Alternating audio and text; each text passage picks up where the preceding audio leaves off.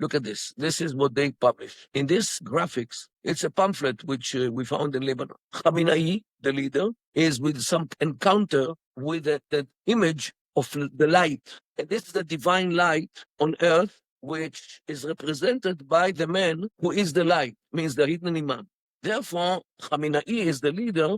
He cannot make any mistake. He is infallible because he is getting the orders and the ideas directly from the source of wisdom in the world, the hidden imam, who is enchanted by Allah.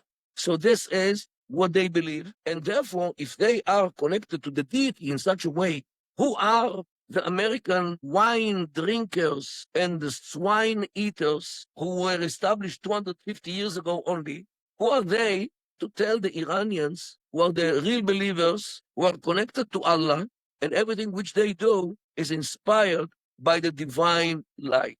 Dr. Mordechai Kedar, thank you once again for joining us. My pleasure to be here, Daniel. Thank you for having me here. Of course. What is your current assessment of what's going on in this war? Do you think it's a mistake to negotiate with Iran? What should be done with Iran? And do they have leverage because of the Strait of Hormuz? First of all, the Iranian regime cannot be trusted. Start with this. And whatever I said about agreements includes the Iranians as well. Every word which they say has to be very well checked. Why? If what they say can be verified, they will say the truth. Let's say today's Thursday. If you ask an Iranian what day is today, he will say Thursday because you can check and you can verify. So he will say the truth.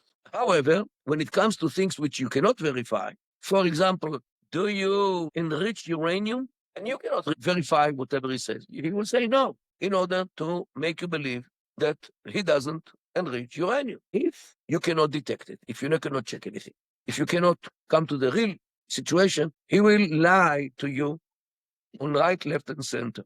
And this is what is engraved in the culture of the Iranians. And unfortunately, people in the West are not aware of the depth of this habit to say whatever you want, regardless of the situation. So the fact that Iran can open and close these trade routes on its own terms, are they the ones that are dictating the rules or not? It reminds me of a joke.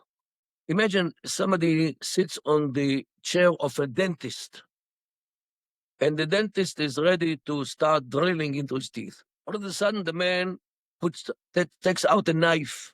He directs the knife to the belly of the doctor. And he says to the doctor, if you hurt me, I hurt you. Be very careful not to hurt me. Okay? This situation is exactly between the United States and Iran. The United States has a very heavy and lethal leverage over Iran, the threat to destroy the infrastructure, the power stations, the grid, or whatever. What did the Iranians do? They hold to the Hormuz Straits, and they threaten the United States. If you hurt us, we will close it, and we will bring damage to you in a dimension which you cannot accept. Because when the whole world is boiling because of the prices of oil, it is a problem for the United States as well, let alone prices of oil in the United States itself. So this is the knife towards the belly of the dentist, which the patient is holding. And now the doctor has to be very careful, and Trump as well. And this is what the Iranians succeeded to do by choking the world from the energy point of view. Is this why they were shooting missiles at all their Arab neighbors? And how come the Arab neighbors never responded? No. Indirectly, yes. They wanted all the neighbors to run to Trump and to beg that he leaves Iran in order for them to stay as they were. But it's way beyond it. These mullahs who are running the Iranian regime, they think in the logic of the Mahdi. Mahdi, in their tradition, is the hidden imam, the leader of the Shia, who disappeared some 1,000 years ago. He's still alive, and he is the divine light on earth. Allah will send him back to mankind when one of two situations will occur. One is when the whole world becomes Shiite Muslims, and they adhere to the teachings of the Shia, so he will come back to life, to activity. He's alive, and he will be revealed again. The other situation which he will reveal is when the whole world sinks into a total chaos, perfect storm, no rules, no laws. Everybody's fighting everybody. The whole world is a mayhem. And this is when the Mahdi will have no other choice but to come in order to save the world from the big fitna, as they saw it, the big balagan, as we say in Hebrew, chaos. How do I know?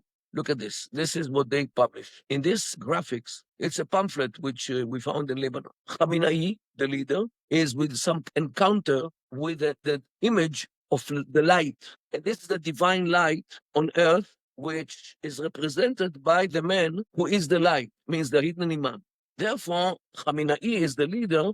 He cannot make any mistake. He is infallible because he is getting the orders and the ideas directly from the source of wisdom in the world, the hidden imam, who is enchanted by Allah. So this is what they believe. And therefore, if they are connected to the deity in such a way, who are the American wine drinkers and the swine eaters who were established 250 years ago only, who are they to tell the Iranians, who are the real believers, who are connected to Allah, and everything which they do is inspired by the divine light? This is one graphic example. The other one is this folder, which is 6 pages, the biography of Khomeini, the founder of the revolution. Now, this is the name of this, the title of this publication is named Sutur Nur, means the lines of light. The lines of light. What are the lines of light? The lines of the text which you read, you see the light. But also look at the graphics. Here is the light, the divine light. Now you know where it comes from. And it is enlightening his forehead, his eyes, his mouth, his chest, and finally his hands as well.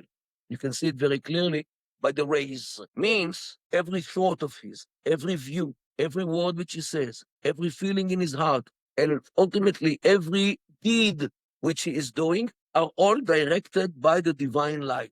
Now, this, since he is dead, this biography describes the 4th of June when he died, which says, "Uruj ruh Allah ila malakut al-a'la," the ascension of the spirit of Allah to the upper malakut, malchut, kingdom. He didn't die in this idea. He is alive. He only went up to the higher kingdom. This is what these people believe. Their leaders are infallible, are in the madrega, in the level of prophets. By the way, this is the reason, exactly these things, that is the reason why, according to the Wahhabi Islam, the Sunni Wahhabi Islam, Shia is some kind of heresy because of these things. The Saudis, they totally reject such a thing, and whoever plays with these ideas is not a Muslim. He is something else. He could believe in everything he likes, but that's not Islam. These people were born and died totally. And they were human beings. And to say that somebody is in the madriga, in the level of the Prophet Muhammad, it means that Muhammad was not the last prophet on earth. And this is against one of the most basic ideas of Islam, that Muhammad was the seal of prophecy, Khatam al-Nubuwwah, Khotam al-Nubuwwah, the one who closed it. Today, to come and say that these people have the merit of isma, means the inability to make sins or to make a mistake, this is playing with fire when it comes to the Sunni Islam. And people in the West don't understand what they want, the Iranians. They want to spread havoc all over the Middle East, wherever they can, to close the Hormuz Straits, to shoot and target whatever they like, in order to create the total chaos, which will force the Mahdi to come back to life, to come back to the seeable world. And this is what they want. This kind of regime cannot be left alone. Because imagine if they succeed to acquire, in a way or another, a nuclear bomb. They can buy one from the shelf from North Korea. North Korea needs money. They can buy for Pakistan. They might also need some money. So they don't have to enrich uranium in order to have a nuclear bomb. They can buy it from the shelf. Not only this, they can use other weapons of mass destruction, chemical weapons they have, and they have already used them against Iraq in 1987, 88. Was the end of that vicious war, which lasted for 8 long years, from 1980 to 88. Million people got killed on both sides combined, many of them because of chemical weapons. The Iranians launched missiles with chemical materials to Baghdad, and the Iraqis launched more or less the same kind of missiles to Tehran. They used chemical weapons even on the ground battles in area named Fao in the south, near Kuwait, near Basra. Daniel, these people have no attitude to people's life, not even their own citizens' life. They were sending their children to the minefields in order to step on mines, be blown to pieces in order to enable the tanks to pass into Iraq. And every child had a key hanging from his chest, the key to Gan Eden, the paradise, to have a kid, to have all the goodies of paradise. This is the degree of inhumanity, of the fact that these people couldn't care less about people's life, even their own people, because if they die, they go straight to heaven, and they exchange a temporary life, miserable life in this world, with eternal best life which a man could imagine. So why wouldn't they sacrifice themselves and others in order to gain there? Look, right now as we speak, rockets and missiles are launched in the Israeli north. Well, let's see what happens in 2.5 hours when the ceasefire will start, if they adhere to it. If they don't, Israel will continue to Nahariya also. Israel continue to deal with them as we did until today. So this is, look how, and they know that Israel will retaliate, and they know that people are, you know, like I think some million Lebanese were forced by Israel to leave the south in order not to be killed because it's a battle zone. So they couldn't care less about this. They lived, out there. Thank goodness there is no rain now. It's already the beginning of the spring and maybe even summer already. We do have some hot days these days. And these people are out there, out, not in the rain because no rain, but out to the sun. But they don't care. The Quran, there is a verse in the Quran which says that Allah ma sabirin is with those who have sabr. Sabr usually is translated to be patience. Allah is with those who have patience. But it's a wrong translation. Sabr is the ability of a human being to suffer for a long time, to suffer for a long time. This is what sabr is. Allah is with those who have sabr. Sabr means those who are psychologically and physically ready to suffer for a long time. They are Hamas, who are in the tunnels where for months when Israel attacked Gaza. This is what enabled them, this idea of sabr, which Allah tests them in order to see whether they will be adherent to Allah or not, continue to fight the jihad against Israel and against the Jews in general. So we are dealing with a culture in, which doesn't attribute any weight to human life, to human welfare, education, property, nothing. Jihad is the most important component of life.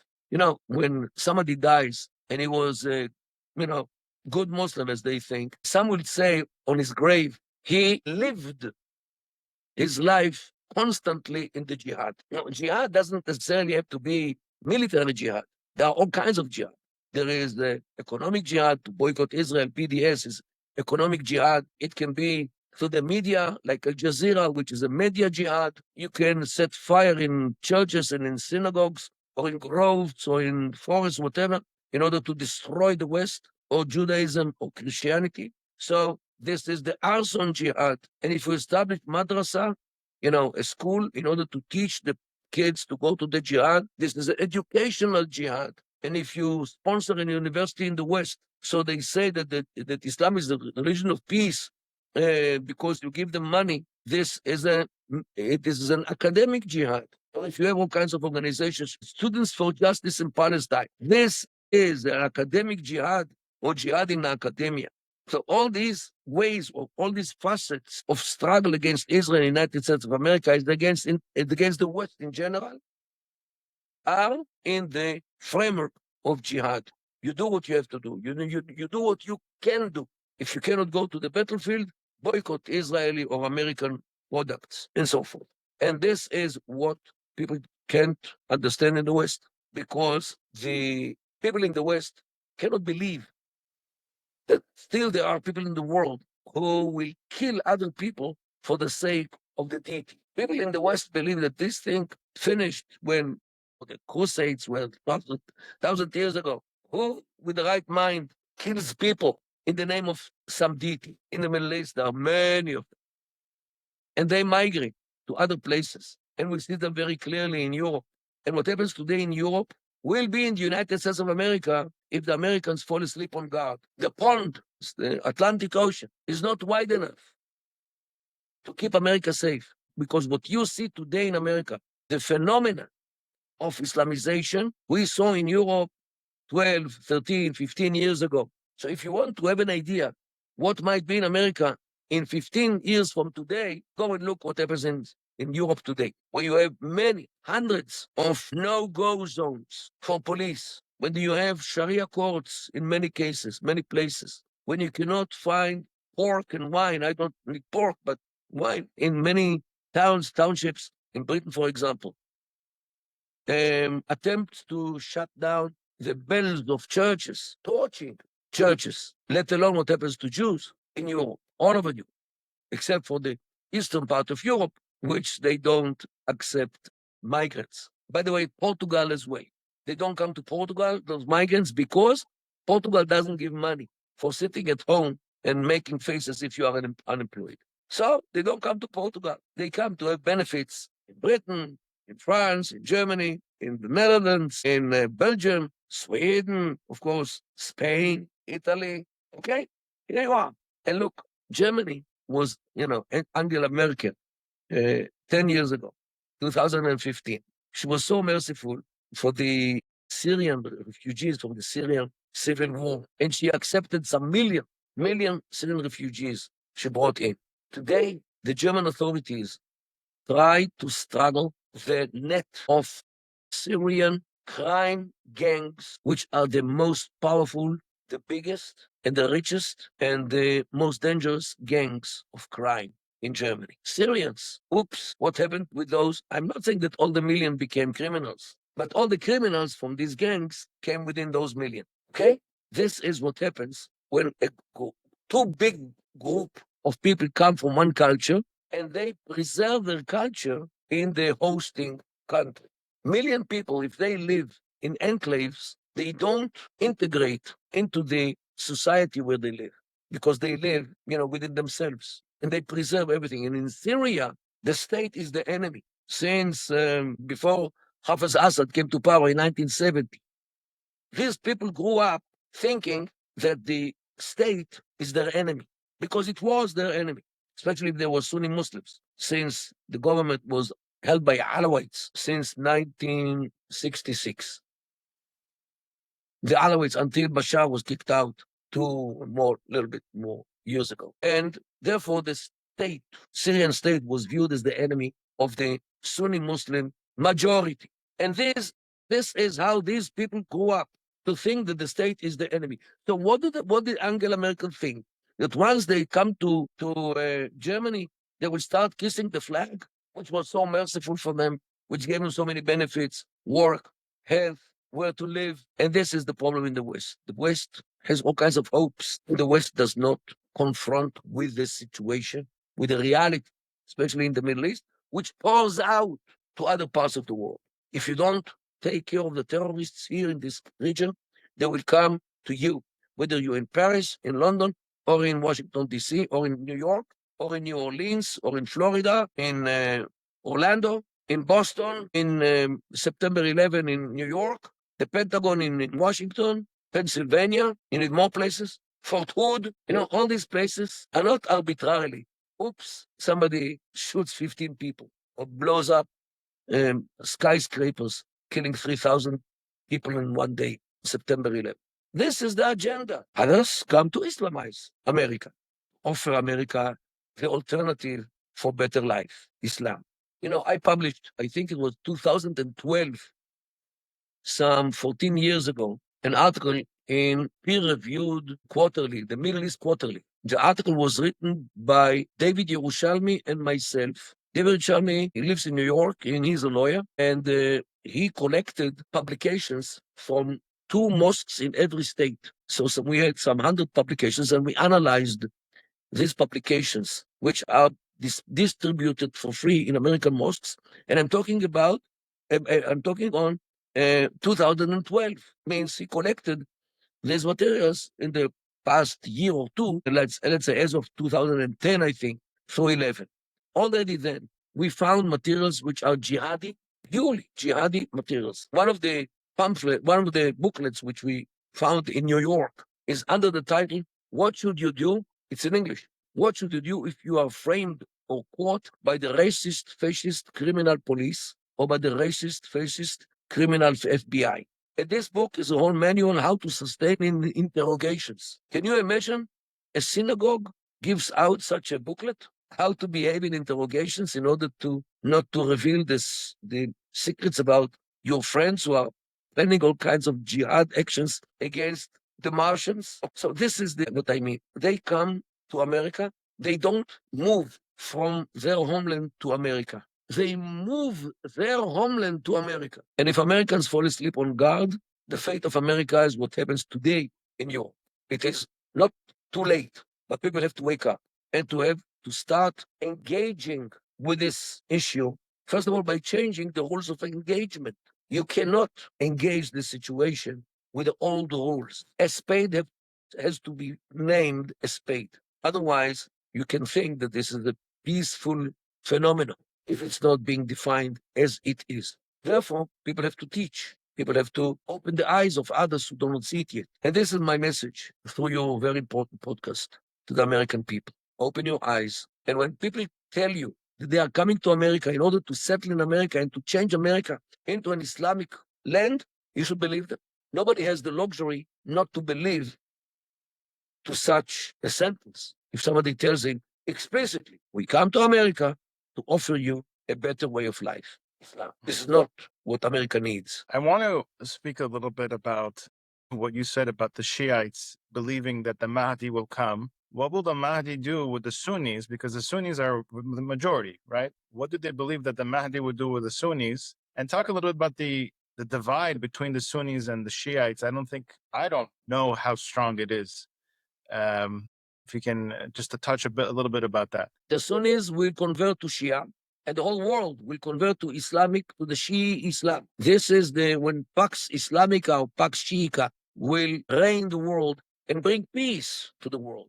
Because if the whole world believes in one thing, why people will not fight anymore? Why should they? So here you are. This is the belief. And what do the Sunnis think about that? Yeah, in the good case, they laugh at it.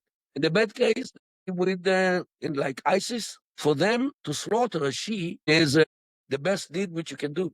Because look, the Shia, in the eyes of ISIS, the Shia are the most dangerous enemy. Why? They look like us, they speak like us in the same dialect, and they can hide within us without making any impression they are Shia.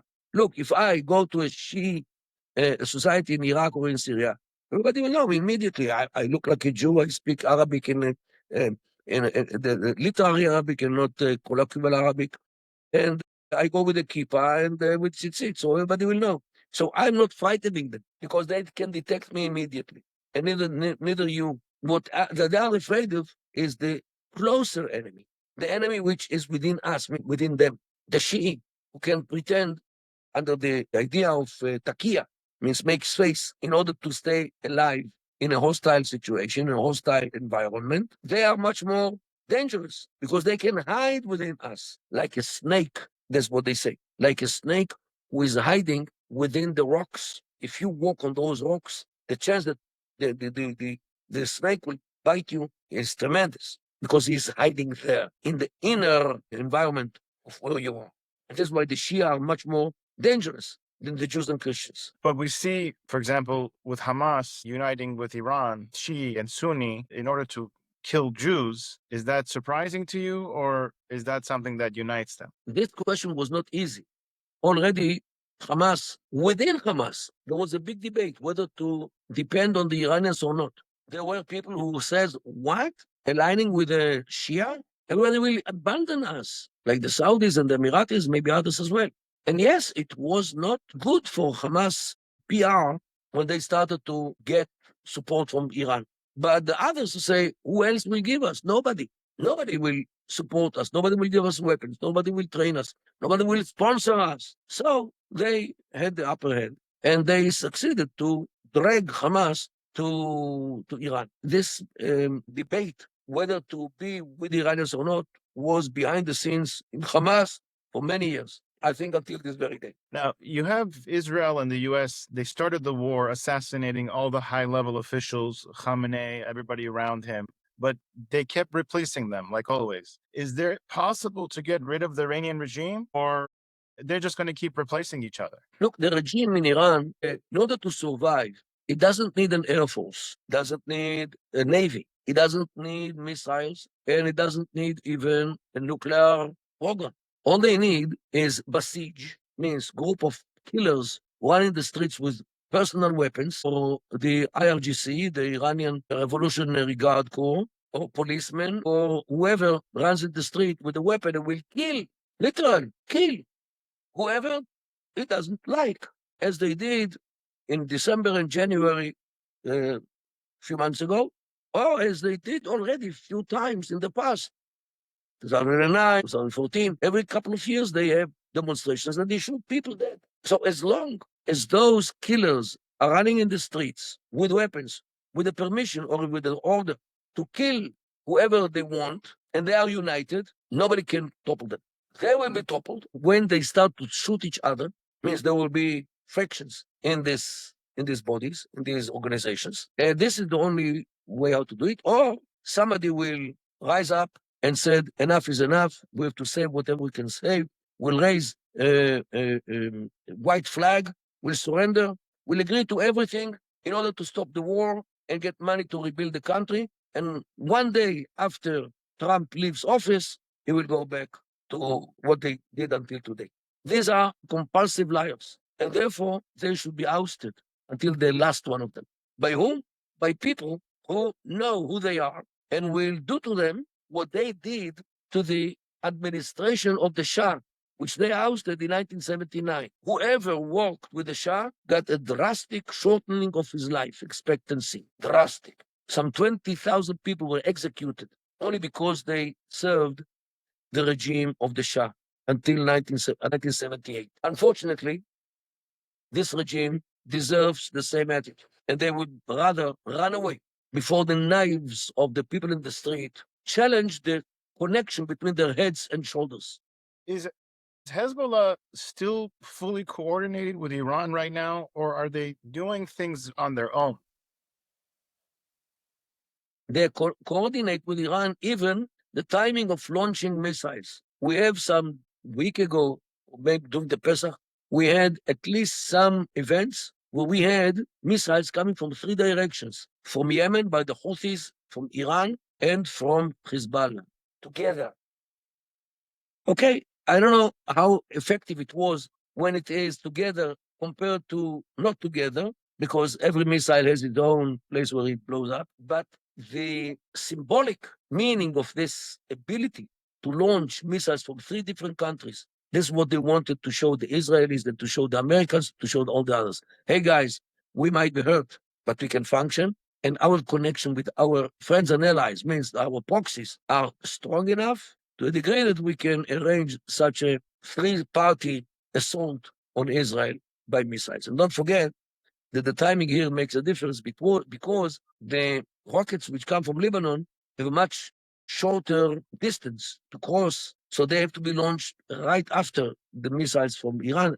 A missile from Iran needs like 12 minutes to come to us. From Yemen is 13, 14 minutes. So we can detect them in the air. While those come from rockets who come from Lebanon, they need like few, maybe 20 seconds to come to Israel. So it has to be coordinated in a way which they will arrive together. So to that degree, they do still have the way how to coordinate the actions against Israel. What do you think Israel's goal is in this war? And do you think it's possible to accomplish this goal without having, soldiers on the ground in Iran? Well, soldiers on the ground is something which Israel tries to avoid because of the dangers. We want our soldiers alive, dead, they have families, they are dear people. We want to have them back in one piece. Israel will do whatever needed in order to deal with its enemies from the air or from distance, yet it's not always possible. So in those cases, we do send boots on the ground, but to change a regime, whether in Iran or anywhere else, there's something different, totally different. An army is designed to destroy. Other parts of the state are designed to build. So the creating a new regime anywhere in the world cannot be a mission which an army can carry out because armies are trained and equipped in order to destroy. And when we destroy Hezbollah or destroy their willingness to fight us, this is what the army can do. The Lebanese will maybe build their country again if they succeed, and if they succeed to get rid of Hezbollah. I wish them good luck because otherwise they will continue to live in the mayhem, and Hezbollah will be able again and again and again push Lebanon into wars which Lebanon doesn't want.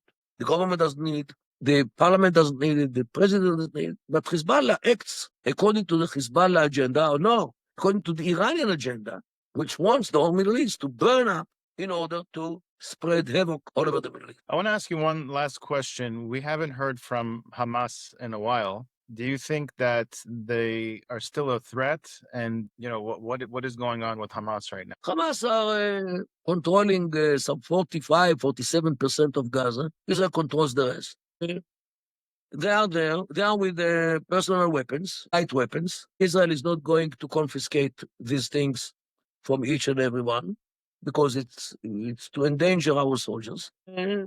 Unfortunately, we have to live side by side near them, and we try to confine them as much as possible. I would like just to, now it's the publication of the points of the ceasefire with Lebanon, so you can cut it and put it there. First of all, the ceasefire will start tonight at midnight here in Israel, means 5 p.m. the East Coast. It will last for 10 days. The crew of Trump will work on permanent ceasefire. Netanyahu and Aoun, the Lebanese president, are supposed to come to the White House very shortly, and the IDF will remain in southern Lebanon, and Israeli troops will not withdraw. Means that the southern part of Lebanon, which is like at least 10 kilometers from the sea to the Hermon mountain, will be free of people. Means it will be a war zone, which whoever comes in actually knowingly puts himself into the range. So this is part of the ceasefire, and this is good. We can be there until we think that we should withdraw, if at all. Thank you, Dr. Kedar. I always appreciate your time, and our audience loves to hear from you. And I'm sure. Thank you so much, Daniel, for giving me the pulpit. And look, peace in the Middle East is given only to a country or an entity which is united domestically, which is armed to its teeth, which is allowed to use the weapons, even without the permission to use them, it was nothing, is determined to be disproportional in order to deter the others, and it is invincible. This entity will enjoy temporary peace. It will be called Hudna in the social tribal language of the Middle East, and it will call the Hudaybiyah peace according to the Islamic discourse. If Israel will be united, strong, disproportionate, and invincible, it will enjoy temporary peace. However, if Israel will be such powerful, invincible, forever, Israel will enjoy a temporary peace forever. Thank you. If you have a 401k or an IRA, please listen. Gold is at record highs. What many people don't know is this: you can move part of your retirement money legally and without tax penalties into physical gold you actually own. Alpha Omega Gold helps you do this through a gold IRA. Your gold is real. It is stored safely. It is in your name. Learn more at ao.gold/stand. Alpha Omega Gold is our sponsor, and they proudly stand with Israel.